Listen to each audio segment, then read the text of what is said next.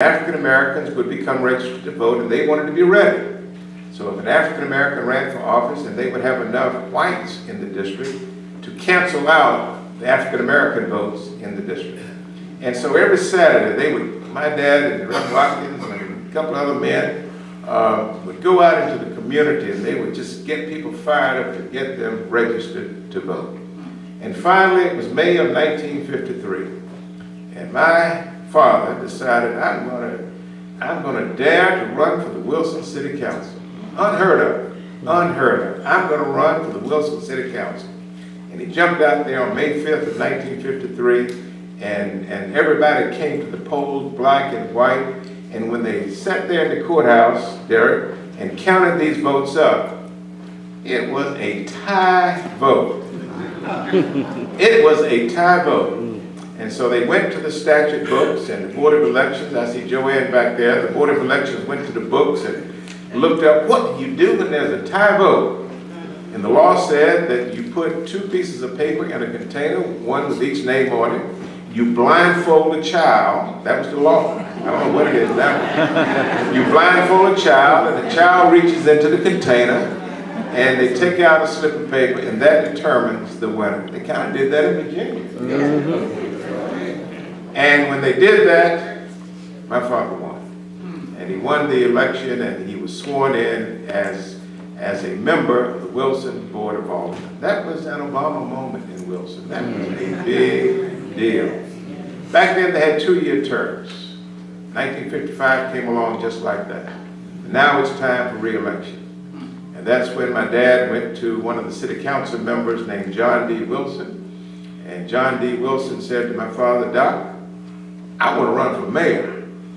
And if you can get the black community to support me for mayor, then I'll go underground and try to talk to some of my family and friends up around Dick's hot dog stand. And I can't do it publicly. You can do it publicly in your community, but I can't do it. But I will do it my way, and you do it your way, and we will both win. And so they worked that arrangement, and it worked. And so in 1955, he was re-elected to the Wilson City Council. And he became the chairman of the Finance Committee, which was unheard of. He presided, Mayor Rose, over the first $1 million budget that the city of Wilson ever had in its history. And as the chairman of the Finance Committee, it was his duty to take the budget. Back then, cities had to take their budgets to Raleigh to the legislature. So he had to take the budget to Raleigh to get it approved. And when he got to Raleigh, he couldn't even get in the Capitol. He had to stand at the door and wait for the messenger to get it approved and to bring it back to Wilson. So next thing we know, it's 1957. And now he's running for re-election again. And while we were away on a vacation, my family went to New York. I was with them. I remember that I was 10 years old. We went to New York. And we got a phone call that the city council was having an emergency meeting. And they were preparing to change the method of elections from district elections to at-large elections.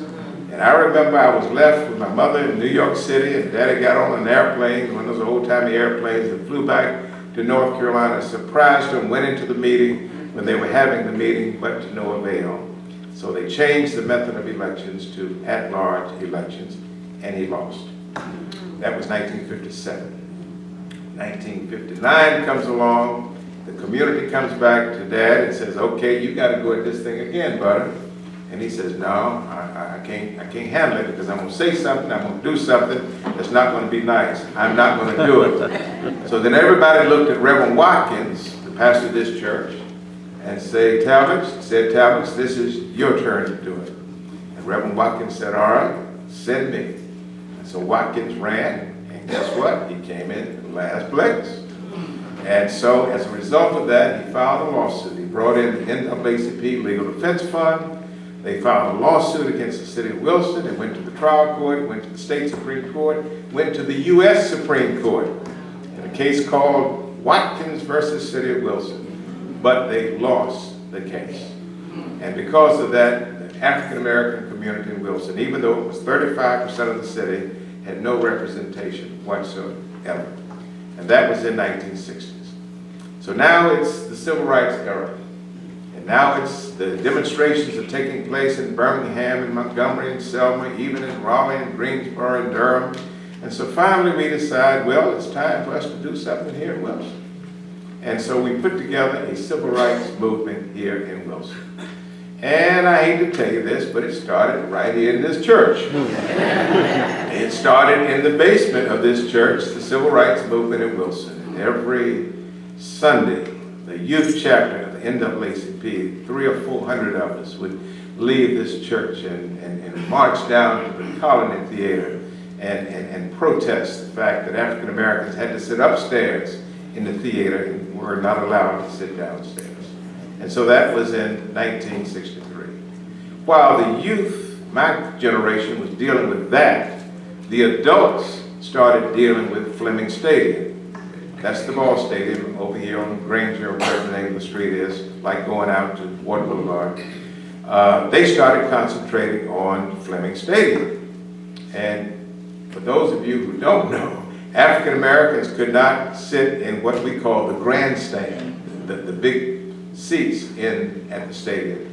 Black people had to sit at the first base line in a little tin shack. They had about 2 benches and some metal going over it. It was called the bleachers. And that's where they had to watch the game. And so the protest then by the adults was to integrate Fleming Stadium. And I want to read to you something that happened, and then I will really close out, and it's under tab number 3. Wilson Daily Times. Actually, it was 1956. I thought it was in the 60s. May 11th, 1956. Headlines: Negro preacher marched into Wilson's municipal courtroom last night, where city commissioners were holding their monthly meeting. He sat down in the section reserved for white spectators and demanded that Fleming Stadium be open to both races. You with me, George Lee, so far? You with me? Okay. The Reverend T.A. Watkins, NAACP president, told the board that regardless of the policy it sets, we will continue to pursue equal use of these facilities. The colored preacher said, Wilson's present policy is against the law. No group, he said, sets a policy that is not in accord with the law. If you've got to disobey the law in order to have baseball, then let baseball go. The city attorney responded by saying to the board, in my opinion, the city has violated no law. Watkins jumped to his feet, rushed to the front of the courtroom and said, that's where your opinion and my opinion differ. So that's kind of what we went through there. The history has been remarkable here in Wilson. I could stand here all night and just tell you story after story after story of what happened. I will give you, I'm looking at my notes here, I will give you one other story that I omitted. In 1920 or thereabouts, at the colored graded school down the street here, they had a teacher named Miss Ewell. She had come here from Washington, D.C. See, MK, you're not the only one to come here from Washington, D.C. and done good things. She came here to teach school, Miss Ewell, I think her name, E-U-E-L-L, came to Wilson to teach. And while she was teaching at the graded school, one day the principal came into the school and told her that the superintendent wanted to see her. She said, what does the superintendent want to see me about? He says, well, we got 2 problems. One problem is that we've changed the time that we start school and end school, and you haven't conformed your schedule to the new schedule of the school. And she says, oh, yes, I did. He said, oh, no, you didn't. And he said, the other thing the superintendent is concerned with is that you're passing all of your students. And you've got a slow class. And there's no way that all of those children in your class can make their grades. And the principal wants to see you. She went to the superintendent's office in Wilson. His name was Charles L. Coon. Went to the superintendent's office and he said, yes, sir, you want to see me? And he said, yes. what is this that I'm hearing? She says, well, it's not true. The principal, the black principal, said it is true. And that's when the superintendent says, you do not talk to your superiors like that, and came upon his feet and came from around the desk and violently assaulted the teacher, striking her to the floor. And because of that, the black community in Wilson was outraged that this incident happened. And so the parents all got together and decided that we're not going to have anything else to do with the Wilson school, the Wilson Colored Baby School. We don't want the city's money to fund that school. We can have our own private school.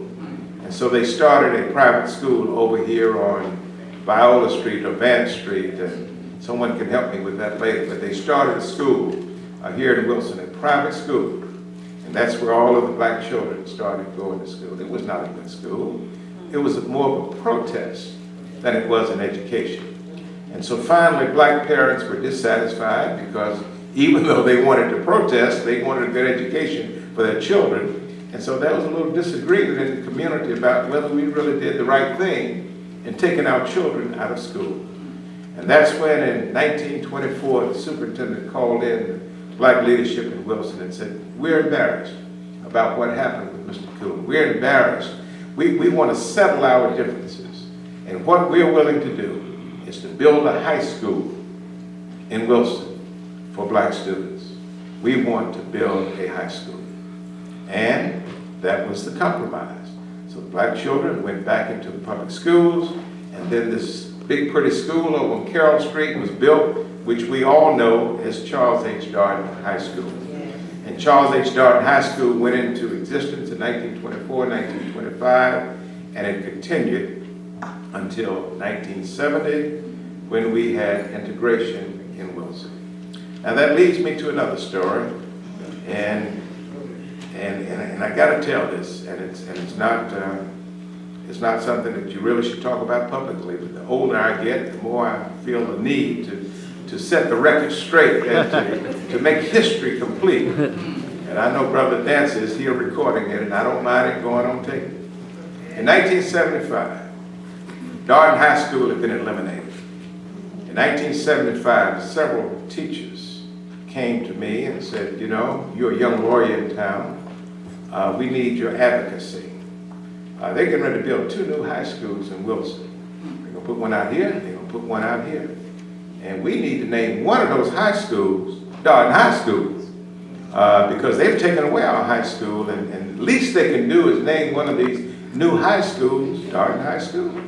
And I said, you have a profound point.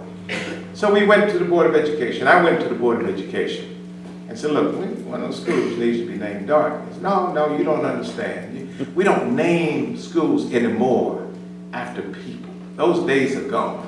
We name schools now Southeast School and Southwest School and Northern and Southern. We don't name schools anymore after people, because that causes a lot of problems when you name stuff after people. So, Lawyer Butterfield, you're out of order, and we're not going to be able to do this. And I said, well, but Darden High School has a rich legacy, rich history. We really need one of those schools. They said, no, we're not going to do it. Okay, walked away. And then Dr. E.T. Bedingfield, who lived in Stannisburg, was that a friend of your husband's, Betty McCain? Very good friend of your husband, and a friend of mine. Dr. E.T. Bedingfield was at a medical convention in Chicago and unexpectedly died. And that's when the Stannisburg community was mourning, was sad that Dr. Bedingfield had passed away.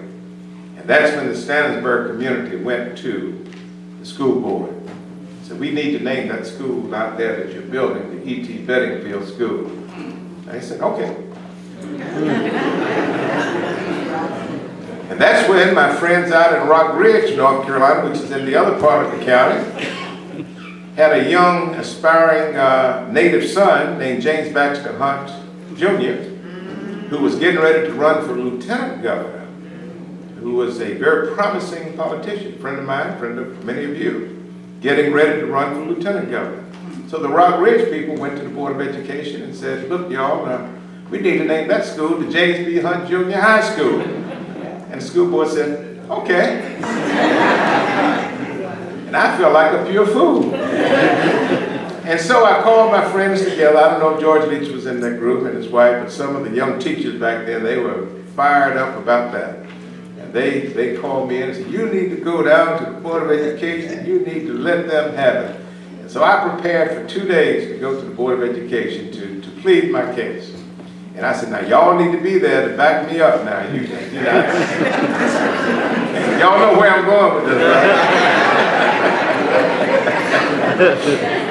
Yeah. Then what did I think you were one of those young teachers, you and your wife. But seriously, they encouraged me to go down and to plead the case. And when I got there, the line was all the way out into the street, in Tarboro Street. You couldn't even get in the room because everybody there was in support of Hunt High School and Butterfield High School. And so it never happened. And so I always like to tell that story in private company, but today I've broken my vow and I have done it publicly.